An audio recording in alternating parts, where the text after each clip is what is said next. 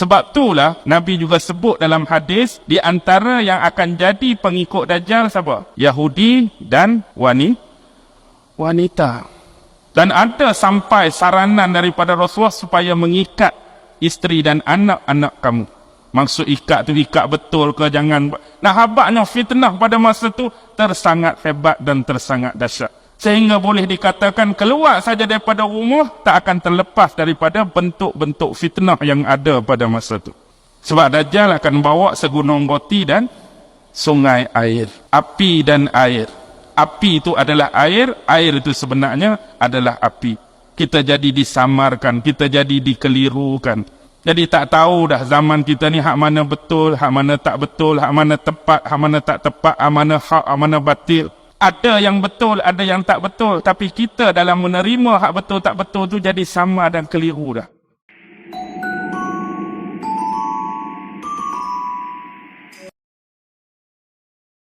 Bangsa dia sendiri, Bani Israel. Mewakili Bani dia sendiri di sini Allah guna kalimah syi'atihi. Dan sekali lagi penceritaan berada di hujung ayat Allah guna syi'atihi 2 kali dalam surah Al-Qasas.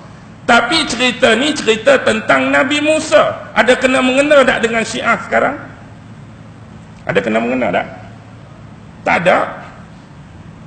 Ayat yang kedua surah As-Saffat 83 cerita tentang Nabi Ibrahim dan golongan-golongan serta kumpulan dia. Nabi Ibrahim dan kumpulan dia dulu ada kena mengena tak dengan Syiah sekarang? Lagilah tak ada.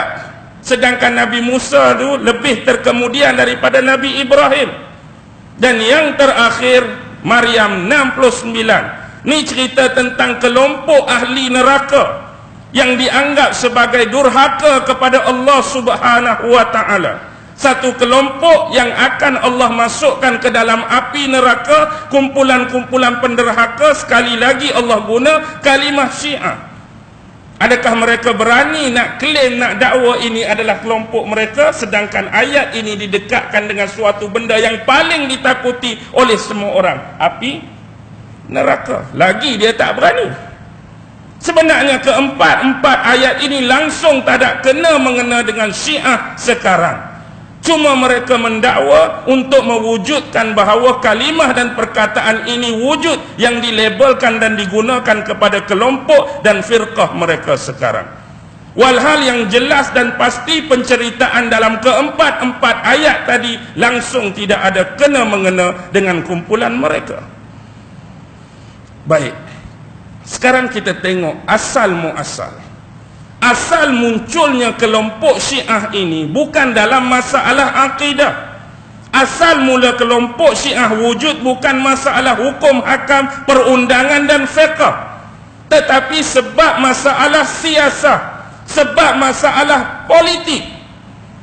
Bila kita lihat pada zaman kekhalifahan 4 yang terakhir, zaman Sayyidina Ali bin Abi Talib, telah terjadi perang saudara dengan sahabat Nabi juga, sahabat Rasulullah juga, yang diwakili dan diketuai oleh Muawiyah bin Abi Sufyan. Inilah yang dinamakan perang Siffin.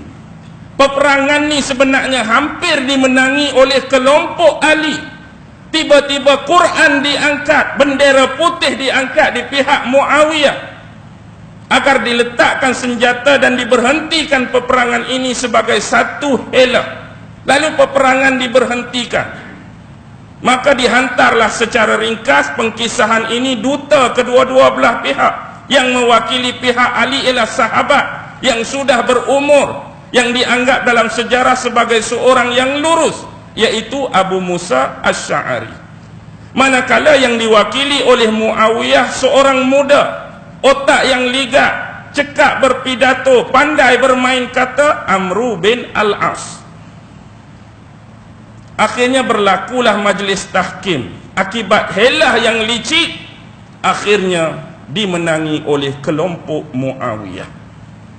Dan bila ini berlaku, keluarlah kelompok yang pertama sebenarnya daripada kelompok Islam yang tak menyetujui majlis tahkim dan peperangan pada awal tadi diberhentikan. Inilah kelompok Khawarij. Kelompok Khawarij amat membenci Muawiyah, amat membenci Saidina Ali dan kumpulannya selepas mereka keluar. Jadi yang masih bertahan dengan Ali, yang masih kuat dengan Ali, di kemudian hari mereka menamakan diri mereka kelompok Syiah. Sebab clue Rasulullah dah bagi. Satu perkara yang disebutkan oleh Rasulullah tentang Saidina Ali akan berbicara dan berhadapan dengan kamu 3 kelompok mengenai diri kamu. 3 kelompok. Yang pertama, yang di masa akan datang akan ada satu kelompok yang terlampau mengagungkan dan menyucikan kamu.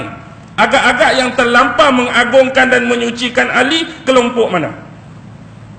Kelompok mana? Syiah. Dan akan ada satu kelompok yang teramat-amat membenci dan memusuhi kamu. Hak keluar pertama tadi, Khawarij. Dan akan ada satu kelompok yang di tengah-tengah antara 2 kelompok tadi, yaitu Ahlus Sunnah wal Jamaah. Jadi kita tak terlalu kita kata tak berlebihan dan tidak menafikan kelebihan-kelebihan yang dipunyai dan dimiliki oleh khalifah keempat yang bernama Sayyidina Ali bin Abi Thalib. Selepas itulah banyaknya keluar pendapat-pendapat dan fatwa-fatwa ganjil daripada kelompok ini, terutama dalam hal-hal yang melibatkan akidah, kemudian perkara-perkara pelik dan gulu dalam masalah hukum perundangan fiqh, dan seterusnya. Akhirnya memang hakikat kita akui, dia punya tagline, dia punya slogan pembawaan dia ialah cintakan ahlul bait. Tetapi lama kelamaan ada ideologi, ada ejen-ejen, ada parasit-parasit yang sudah memasuki. Dan inilah yang merosakkan kumpulan firqah ini sebenarnya. Pengasas yang pertama dikatakan untuk mewujudkan kumpulan ini dalam sejarah. Ini diakui oleh ulama-ulama besar Ahlus Sunnah, ulama-ulama besar Syiah sendiri pun, yaitu seorang tokoh, figure, personality yang dinamakan Abdullah bin Sabah ke Abdullah bin Ubay. 2 orang Abdullah ni tak berapa nak betul ya. Abdullah bin Ubay munafik hak lawan Nabi di kota Madinah tu. Ni Abdullah bin Sabah. Abdullah bin Sabah bukan orang Mekah. Abdullah bin Sabah bukan orang Madinah, dia berasal daripada Yaman. Dia datang ke Mekah, dia datang ke Madinah, ada agenda dia yang tersendiri. Kita faham asal kelompok ini, dia akan start sejarah dia bermula daripada pegangan Majusi mereka. Mereka mempunyai dendam kesumat yang amat dalam kepada kelompok-kelompok Islam selepas kejatuhan kerajaan Parsi mereka pada perang Qadisiyah pada zaman Umar. Sebab tu hari ini mereka merayakan hari kematian Umar, kerana sebab Umarlah kerajaan Parsi mereka jatuh. Dan mereka mengagung-agungkan pembunuh kepada Umar, iaitu siapa? Siapa yang bunuh Umar? Tak dengar ah? Ustaz, siapa bunuh Umar Ustaz?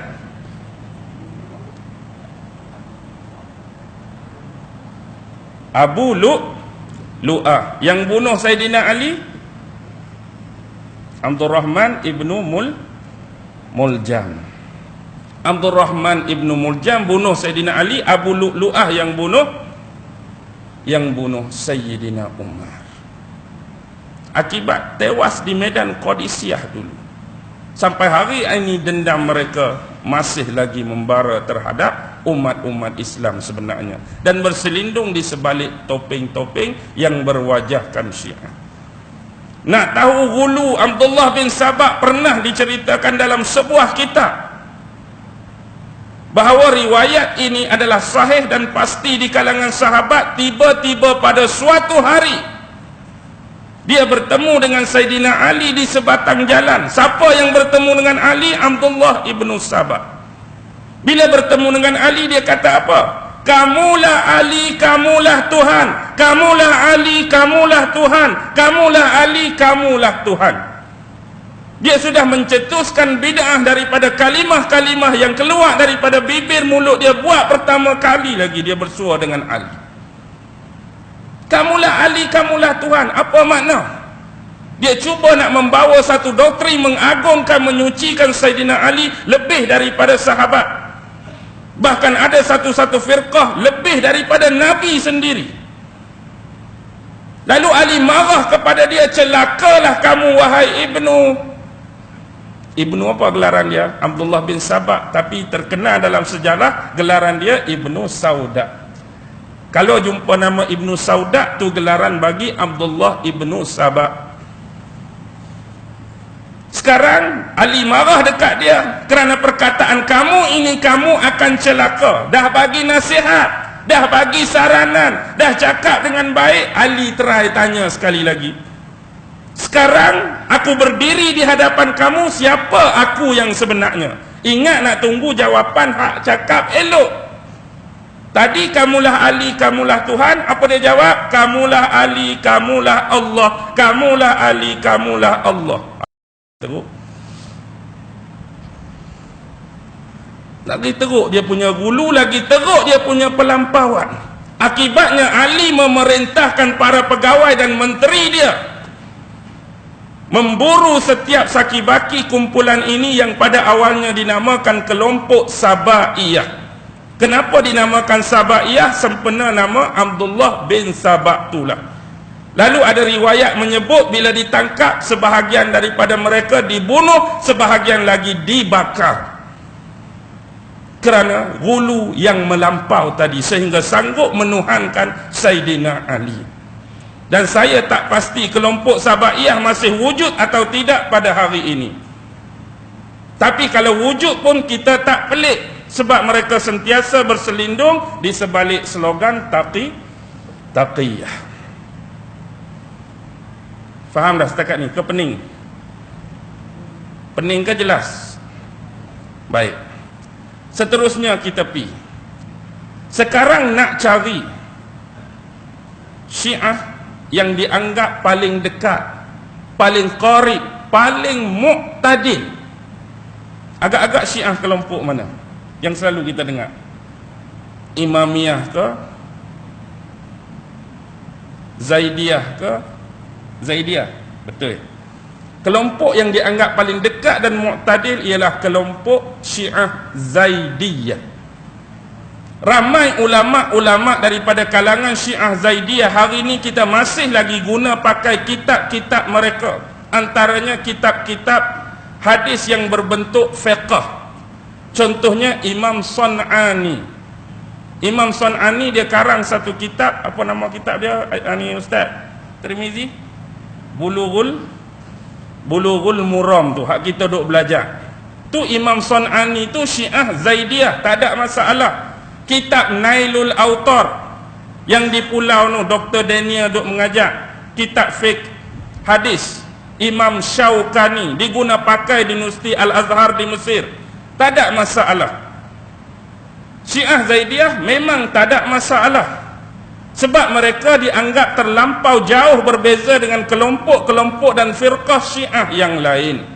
Tetapi bila disebutkan dengan satu kelompok yang paling besar dan umum, Syiah Isna Asyariyah ataupun Syiah Imamiyah, ulama mula berkhilaf di sini.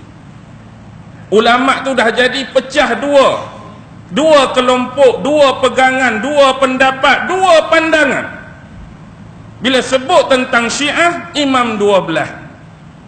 Jadi sesetengah ulama menyebut kalaulah tahap hulu mereka tu masih kita kata sedang-sedang, tak tahap melampau, mereka masih lagi boleh dikategorikan sebagai muqtadil. Dan proses takrib perlu berlaku.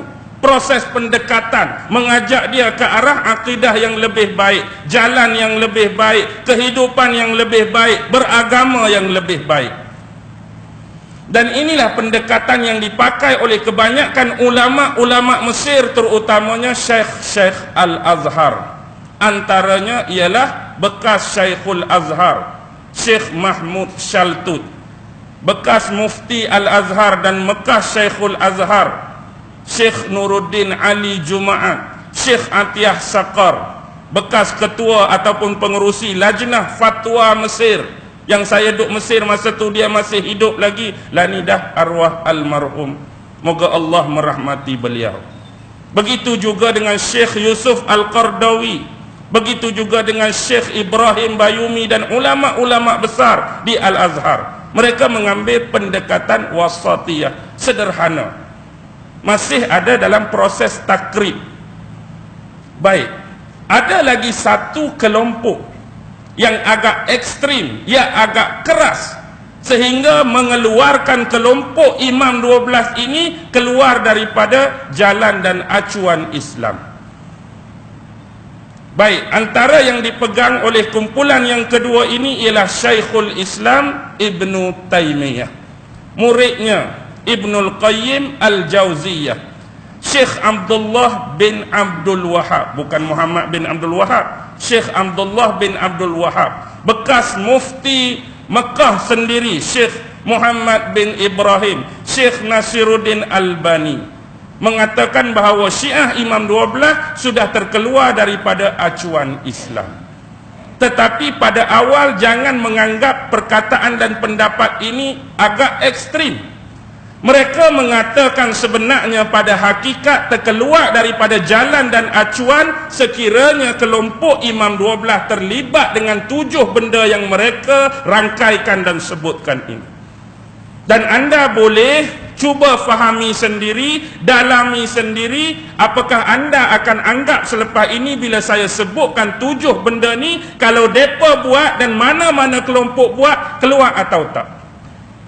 Yang pertama, bila mereka berpandangan dan berpendapat dengan pelbagai perkara dari sudut perkataan dan perbuatan, cuba merendah-rendahkan, cuba memperlekeh-lekehkan, cuba menghina, cuba mencaci dan memaki sahabat-sahabat Nabi. Kalau hang tak buat ni, tak ada masalah. Tapi siapa pun tak boleh mampu nak menahan kemarahan dan amarah bila ada orang caci sahabat Nabi, bila ada orang maki sahabat Nabi. Satu benda. Yang kedua, bila mereka menganggap dan menyokong bahawa sememangnya berlaku pentahrifan Al-Quran, tokok tambah Al-Quran dan menafikan Al-Quran yang ada di tangan umat Islam sekarang ni bukanlah yang sebenar. Sebab ada kelompok Syiah yang menganggap Quran yang ada di tangan kita, Mushaf Osmani, masih tak sempurna. Selepas kewafatan Rasulullah, Jibril masih lagi datang mengunjungi Fatimah dan memberikan wahyu pada Fatimah dan Sayyidina Ali. Sehingga Al-Quran yang dipunyai dan dipegang di tangan mereka 3 kali ganda lebih tebal, lebih besar daripada Quran kita sekarang. Oi, lepas Nabi mati, Jibril wak mari lagi wahyu. Tapi pada Fatimah, pada Ali, bila dikumpul-kumpul-kumpul, 3 kali ganda tebal. Kita hari ni hak 30 juzuk ni pun tak berapa habis nak baca. Agak-agak hak 3 kali ganda tebal habis baca ke tak?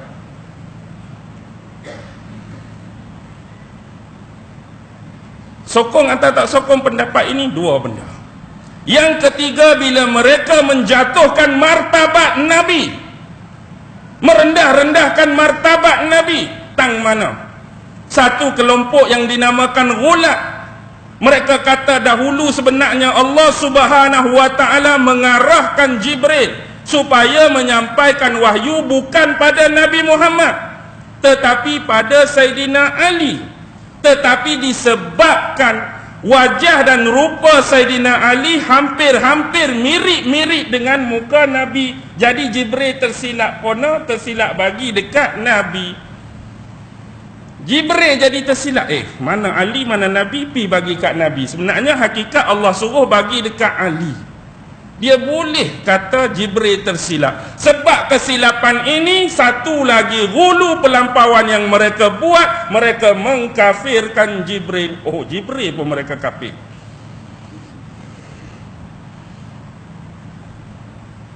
Rendah tak jadi martabat Nabi. Hak inilah yang Syekh Islam Ibn Taymiyah, Ibn Qayyim kata boleh keluar kalau ada benda-benda ni. Kalau hang tak buat benda ni, tak ada masalah. Masih dalam sama macam kelompok yang pertama.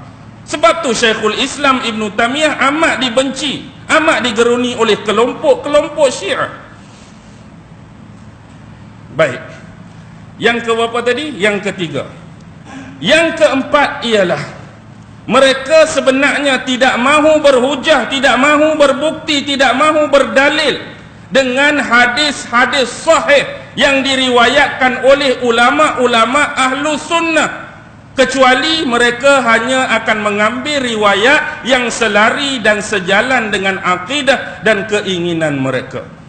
Bila buka riwayat hadis walaupun sahih di sisi ahlu sunnah, ni tak kena dengan kehendak kita, tak kena dengan gaya kita, kita tolak. Tapi ada hadis yang kena dengan gaya, kita boleh terima. Lagu tu ke cara penerimaan perkataan-perkataan mulia daripada Nabi? Rasa hati kita boleh ikut, aku nak beramai, aku nak pakai. Rasa hati kita tak boleh ikut, ni tak boleh pakai. Lagu tu kah? Tu nombor 4. Yang kelima, mereka mempercayai bahawa imam-imam mereka tu maksum, sama seperti Rasulullah sallallahu alaihi wasallam dan rasul-rasul yang lain. Imam tu sampai tahap dimaksumkan oleh mereka. Faham tak apa makna maksum? Terjaga daripada dosa, terjaga daripada lalai, terjaga daripada lupa, terjaga daripada salah sama ada sengaja ataupun tidak sengaja. Tu tahap iman yang diakidahi dan diyakini oleh mereka. Yang keenam, ada sesetengah kelompok dan firqah Syiah ini menganggap bahawa imam-imam mereka tu tak mati tetapi hilang, hidden, bersembunyi, disembunyikan Allah. Tapi dia akan kembali semula di akhir zaman sebagai imam Mahdi. Antara yang meyakini akidah ini ialah kelompok Kaisaniyah. Tak pernah dengar, lepas ni kita cerita.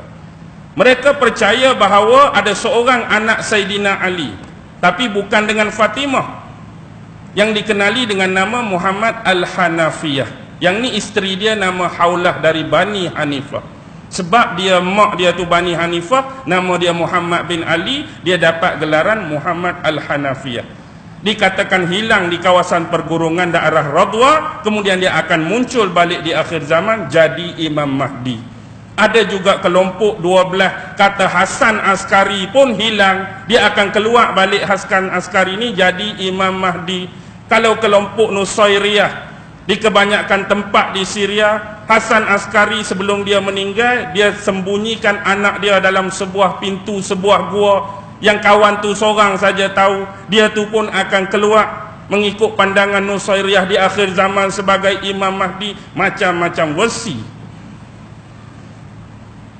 Dan yang terakhir, mereka berakidah dan mempercayai bahawa imam-imam mereka mengetahui perkara-perkara yang bersifat ghaibiyah. Tahu perkara gaib, apa yang akan berlaku di masa depan. Ilmu-ilmu yang tidak dipunyai kononnya oleh ulama-ulama sebelah kita. Agak-agak bila dengar tentang 7 tadi, nak berani kata hak mana, nak duduk sekali dengan kita ke, nak hambat keluar daripada kelompok kita. Dah sahabat pun dia caci, hak kita pun kata tak betul, hingga martabat Rasulullah pun sampai direndahkan dan dihinakan. Kemudian imam pun maksum, hadis sahih pun tak mau pakai, imam pun tahu perkara gaib. Imam-imam akan rojaah sebagai Mahdi ni, nak duduk sekali lagi ke, nak hambat keluar? Inilah maksud kelompok-kelompok yang kedua, yang diketuai oleh Syekhul Islam Ibn Taymiyah tadi. Benda 7 ni lah yang mereka kata boleh mengeluarkan mereka. Jadi sebab tu saya suruh tunggu dulu. Bukan kata ekstrim sangat, bukan kata gelojoh sangat nak kata orang ni kafir, orang ni terkeluar, tapi sebab benda ni lah. Jadi kalau hak depan tadi wasatiyah tak ada 7 ni, masih boleh ada pendekatan yang kita katakan sebagai takrib. Okey. Satu lagi, kumpulan yang ekstrim ni kata kita masih boleh terima dia dengan syarat gulu dia tak melampau. Kalau dia ada gulu tak melampau, kita masih boleh menerima keislaman dia, tetapi kita klasifikasikan dia, labelkan dia sebagai orang-orang fasik dan ahli-ahli bid'ah. Itu pun masih dalam bersyarat, sekiranya mereka tak memusuhi kita lebih daripada mereka memusuhi Yahudi dan Nasrani. Kita anggap Yahudi musuh, dia anggap Yahudi musuh. Kita anggap Nasrani musuh, dia anggap Nasrani musuh. Tapi kalaulah dia anggap kita ni musuh lebih tinggi daripada Yahudi, dia anggap kita ni musuh lebih tinggi daripada Nasrani, faham? Sebab itu apa yang berlaku di depan mata, isu-isu peperangan-peperangan yang besar dalam lakaran dan pentas sejarah, mereka banyak membantu orang Islam atau mereka lebih bersekongkol dengan orang kafir nak menjatuhkan kerajaan Islam. Kerajaan Baghdad jatuh, apa isu dia? Saya malah nak ceritalah, buka YouTube sejarah kejatuhan Baghdad. Kerajaan Ayubiyah Salahuddin dulu jatuh sebab apa? Kerajaan Fatimiyah jatuh sebab apa?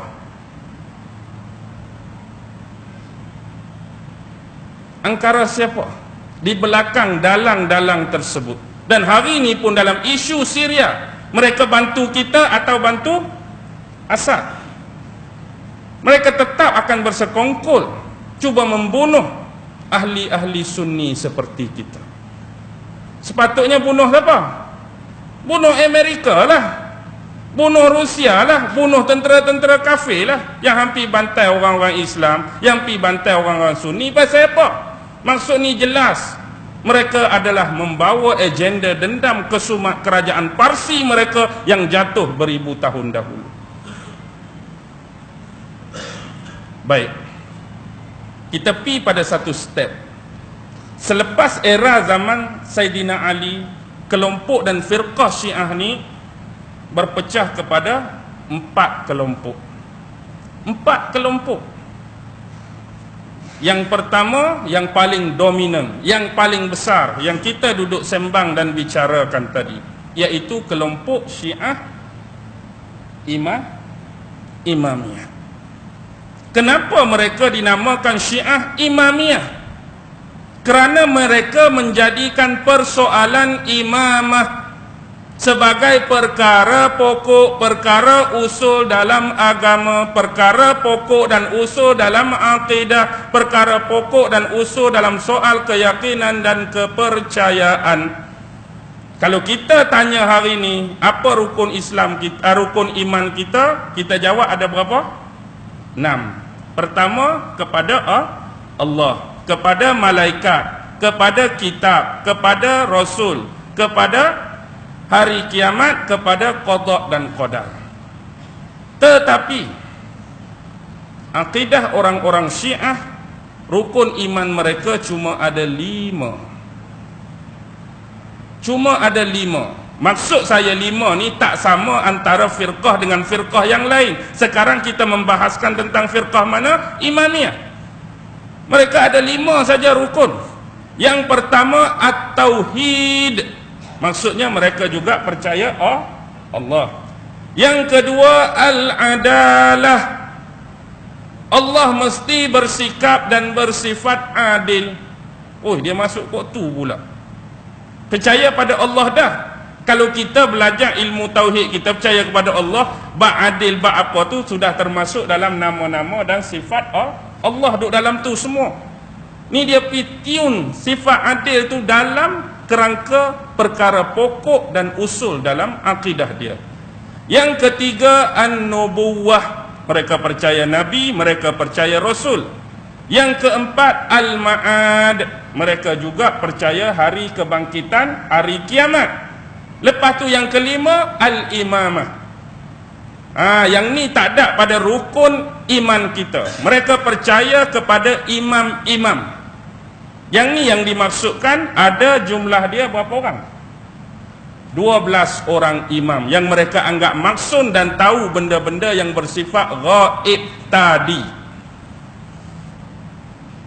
Baik, 12 imam mereka itu ialah: pertama, Sayyidina Ali bin Abi Talib.